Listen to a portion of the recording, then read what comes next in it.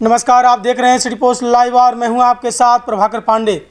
बिहार में जन स्वराज के संस्थापक प्रशांत किशोर और बिहार सरकार के मंत्री अशोक चौधरी के बीच एक बार फिर आरोप प्रत्यारोप का सिलसिला तेज हो गया है। प्रशांत किशोर ने मंत्री अशोक चौधरी पर गंभीर आरोप लगाए थे, जिसके बाद अशोक चौधरी ने इस मामले में कड़ा जवाब दिया।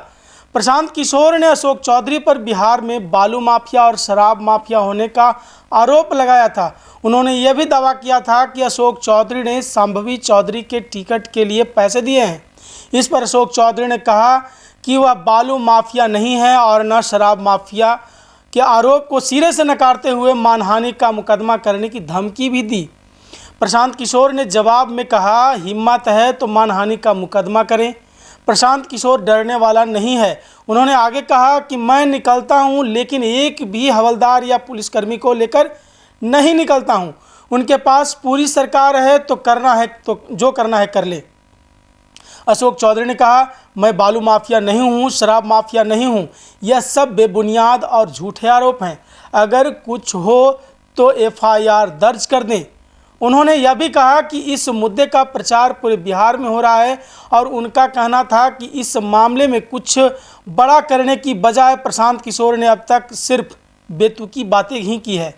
प्रशांत किशोर ने रविवार को बिहार शरीफ में एक प्रेस कॉन्फ्रेंस के दौरान कई बड़े बयान दिए। उन्होंने कहा कि जन स्वराज पार्टी के गठन के 3 साल बाद वह नालंदा आए हैं और 11 मई से मुख्यमंत्री नीतीश कुमार के पैतृक गांव कल्याण बिघा से 3 दिवसीय जनसंपर्क अभियान की शुरुआत करेंगे।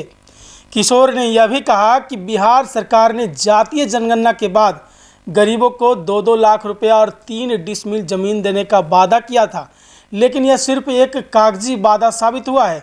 उन्होंने आरोप लगाया कि भूमि सर्वेक्षण के नाम पर पूरे बिहार में लूट मची है। प्रशांत किशोर ने नीतीश कुमार के पुराने कार्यकाल की तारीफ करते हुए इसे उनके बेहतर शासनकाल का उदाहरण बताया। उन्होंने यह भी दावा किया कि जीतन राम मांझी को हटाने की सलाह मैंने ही नीतीश कुमार को दी थी और उस समय उनका पूरा समर्थन किया था। प्रशांत किशोर ने कहा कि बिहार में नौकरी की खुली खरीद बिक्री हो रही है और वह इसे लगातार जनता के सामने लाते रहेंगे। उन्होंने साफ कहा, हम न तो बालू माफिया हैं, न शराब माफिया और न ही किसी केस से डरने वाले हैं। प्रशांत किशोर ने भारत पाकिस्तान के बीच बढ़ते तनाव पर भी बयान दिया। उन्होंने कहा कि वह केंद्र सरकार के फैसले का समर्थन करते हैं और देश हित सर्वोपरि है। क्या यह आरोप प्रत्यारोप की जंग बिहार की राजनीति में कोई नई करवट लेगी? क्या प्रशांत किशोर की जन स्वराज पार्टी बिहार के सियासी समीकरणों में बदलाव ला पाएगी? आने वाले दिनों में इन दोनों नेताओं के बीच यह तकरार और तेज होने की संभावना है और बिहार की राजनीति पर इसका क्या असर पड़ेगा, यह देखना दिलचस्प होगा। तो फिलहाल जन स्वराज के सूत्रधार प्रशांत किशोर और क्या कुछ कहा है, देखिए ये वीडियो। इस अभियान के शुरू होने के बाद मैं नालंदा आया हूँ, पहली बार आया हूँ। हालांकि इस विचार से, इस प्रयास से जुड़कर बहुत सारे साथी आज नालंदा में जन स्वराज परिवार के हिस्सा हैं और आज इसकी शुरुआत हम लोग, चूँकि मैं नालंदा आ रहा हूँ, मैंने तय किया कि आज नालंदा जाएंगे, तो इसकी शुरुआत एक छोटी सी जनसभा हम लोग आज हरनौत में करेंगे और उसके बाद 11 तारीख से पार्टी का एक बहुत बड़ा अभियान हम लोग जो शुरू करने वाले हैं, उसकी शुरुआत भी नालंदा नीतीश कुमार जी के गांव कल्याण बिघा से ही मैं करूंगा। वो इसलिए कि जो पार्टी का कार्यक्रम 11 मई से शुरू हो रहा है, उसके 3 महत्वपूर्ण बिंदु हैं। तीनों ही नीतीश कुमार जी से जुड़ा हुआ है। पिछले 3-4 वर्षों में आपने सुना, देखा, चर्चा करी जातीय जनगणना की।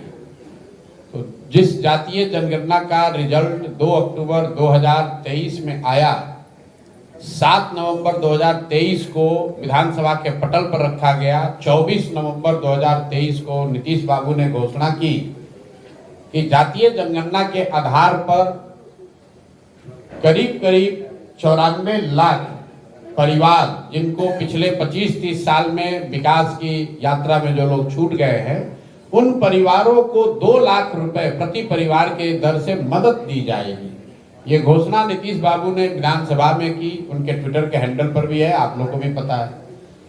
उसके बाद 2 बजट बीत गया, अभी तक किसी को 1 रुपया भी नहीं मिला। उस पर सरकार ने कोई चर्चा नहीं की।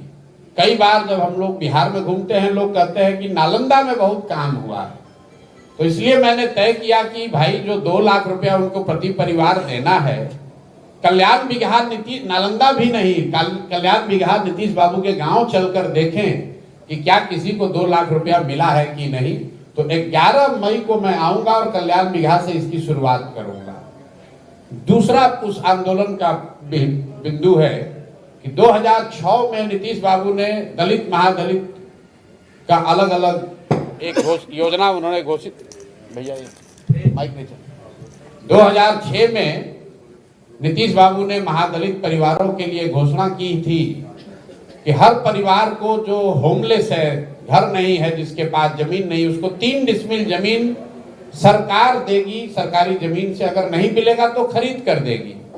पूरे बिहार में इस योजना में कुल 50 लाख दलित अति पिछड़े समाज के लोगों को घर बनाने के लिए जमीन मिलनी चाहिए थी, लेकिन अभी तक सिर्फ 2,34,000 परिवारों को ही ये जमीन मिली। और अभी प्लानिंग कमीशन का एक रिपोर्ट आया है दिल्ली से, जिसमें बताया गया कि 2,34,000 में करीब करीब 1,20,000 परिवार ऐसे हैं जिनको सिर्फ पेपर पर ही ये जमीन मिली है। करीब मतलब आधे लोगों को वो जमीन अभी तक नहीं मिली। और ये बहुत बड़ी बात है, इसको भी देखने के लिए मैं जाना चाहता हूँ कल्याण बिगहा कि ये सिर्फ सरकारी आंकड़ों की बात है कि सही में जमीन पर नीतीश बाबू के अपने गांव में भी दलित परिवारों को जमीन मिला है कि नहीं, ये देखने के लिए भी कल्याण बिगहा जाएंगे। तीसरा आंदोलन का मुद्दा है कि यहाँ भूमि सर्वे हो रहा है, नालंदा में भी हो रहा है, पूरे राज्य में लोग त्राही कर रहे हैं। पिछले 3-4 वर्षों में लैंड डिजिटाइजेशन के नाम पर भूमि सुधार का क्या जो कार्यक्रम नीतीश बाबू की सरकार ने शुरू किया है, इसमें हर दिन हालात ये है कि कोई घर ऐसा बाकी नहीं है जिसमें घर में परिवार में झगड़ा न लगे। जमीन के दाखिल खारिज में, रसीद कटाने में, जमाबंदी में, हर जगह लोगों को 10,000, 20,000, 25,000 रुपया घूस देना पड़ रहा है। हालात ये हैं कि आप लोग तो पत्रकार हैं, रोज देखते होंगे कि बिहार सरकार में राजस्व विभाग जो है वो उनके जनता से धन उगाही का सबसे बड़ा सोर्स बन गया है। नीतीश बाबू का नाम सुशासन बाबू रखा गया है, इसी धरती से वो आते हैं। तो मैं ये देखना चाहता हूं कि नालंदा में कल्याण बिगहा में किसानों को या भूमि के मालिकों को घूस देना पड़ रहा है कि नहीं देना पड़ रहा है। यहाँ रसीद क्या बिना घूस के कट रहा है, क्योंकि लोग बताते हैं। और जब मैं नीतीश जी के साथ था तो ये देखता भी था कि नालंदा के हर मामले को चीफ मिनिस्टर के ऑफिस से देखा जाता है। तो अगर नालंदा में ये 3 बात सही पाई गई तो आप समझ सकते हैं कि बिहार के दूसरे हिस्सों की क्या हालत होगी।